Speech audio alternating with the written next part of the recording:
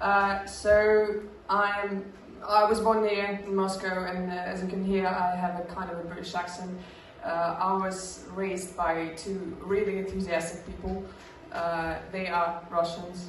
I speak with a British accent, but nobody in my family speaks with a British accent. My dad doesn't even speak English, really. They were just a little bit lazy parents, because they would just put on some British TV on the podcast, the British radio, and they would just leave me with it. And as a kid, I had been choosing partially.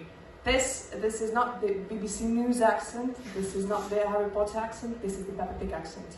So I could literally come up to my dad and say, "Daddy, can I please play with my toys a bit more before going to bed?" And he was like, "Katya!" So until I was like 4 years old, I thought I had two names, because my mom called me Maggie and my dad called me Rita. Blin, давай по-русски.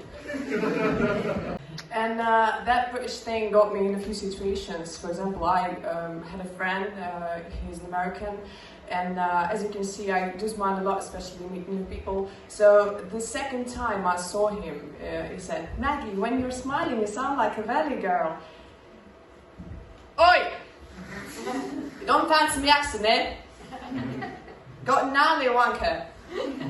Now shut your bloody mouth and fuck off, mate. Man, you're the one talking about accent. You're from Alabama. So yeah, my parents taught me a lot of things, and I think the main manual skill they got me is using chopsticks. And I had no other choice, because every time my parents and I went out to dinner, I was given food, chopsticks, and a judgmental look from my father every time I tried to use fork. I am single now. I don't have a boyfriend.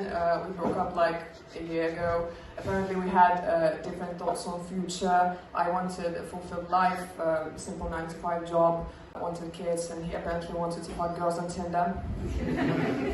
Or to die. Or to fuck girls. He had a bipolar disorder.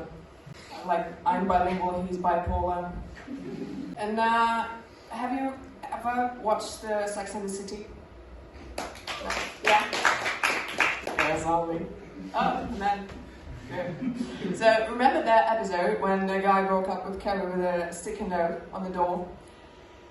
Try a lipstick on the bathroom mirror, saying that was not worth it. Bitch, it was a Gucci lipstick, $70. Of course it wasn't worth it. And also, it hadn't been washed away for a few days, so I think it deserves a 5-star review. Yeah, so now that I'm an adult, I can afford things like Gucci lipsticks and tattoos. You know, when you get your tattoos when you're young, it has deep, full meanings.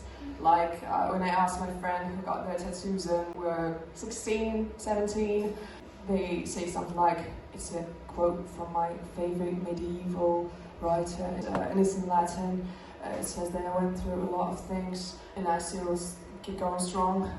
You know what my tattoos mean? My tattoos mean that I had money, I was sad, and nobody stopped me. I have 4 tattoos. I have this thing, and I got this because apparently a weirdo can come up to me in the bar and I will just, and they're like, "What? What do you mean?" "Yes, believe me, I don't want to talk to you. Now be gone and leave me alone." That's my time, thank you.